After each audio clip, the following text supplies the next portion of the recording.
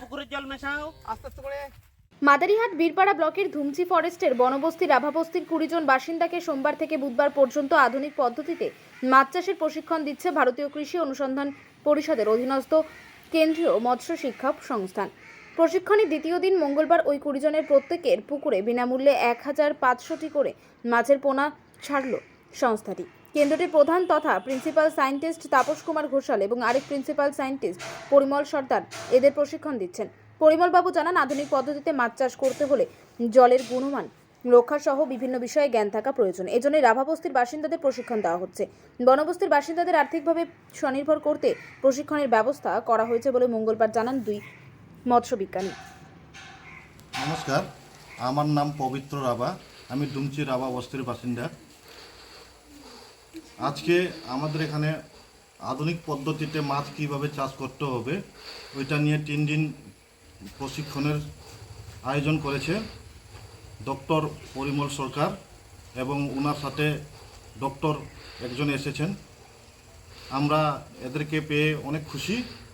আমাদের মাছের গ্রোথ কীভাবে বাড়াইতে হবে, মাছ কীভাবে পালন করতে হবে, আবার পুকুরের কতটুকু জলের কতটুকু আয়তনে মাছ দিতে হবে, পুকুর কীভাবে সংস্কার করব, পুকুরে মাছ কীভাবে ছাড়বো, সব কিছু আমাদেরকে বিস্তারিতভাবে আমাদেরকে শিখিয়েছি। আমরা খুব খুশি। আমাদের তরফ থেকে আমরা ওনাদেরকে অসংখ্য ধন্যবাদ দিই, যাতে ভবিষ্যতে আমাদের সাথে যুক্ত হয়ে আবার আমাদের জন্য প্রশিক্ষণের সুবিধা লাভ করায়।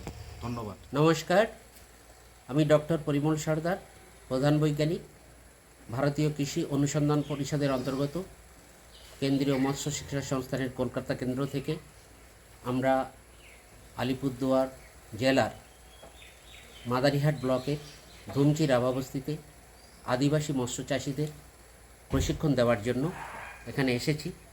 এখানে আমরা 15 থেকে 17 জুলাই 2024 এই 3 দিনের প্রশিক্ষণ দেব আধুনিক পদ্ধতিতে কীভাবে মাছ চাষ করতে হয় সেই বিষয়ের উপর। এখানকার স্থানীয় যুবক পবিত্র রাভা এই প্রশিক্ষণ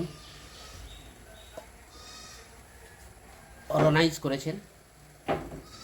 আমরা এখানে এই 3 দিনে ওনাদেরকে বৈজ্ঞানিক পদ্ধতিতে কীভাবে পুকুর তৈরি করতে হয়, পুকুরে পরিমাপ কীভাবে করতে হয়, পুকুরে কত পরিমাণ মাছ ছাড়তে হবে, মাছ ছাড়ার পরে পুকুরে প্রতি মাসে চুন সার কীভাবে দেবে এবং পুকুরের মাছের খাবার খাওয়ানোর জন্য কত পরিমাণ খাবার দেবে, খাবার কী পদ্ধতিতে খাওয়াবে, সব বিষয়ে আমরা প্রশিক্ষণ দিয়েছি।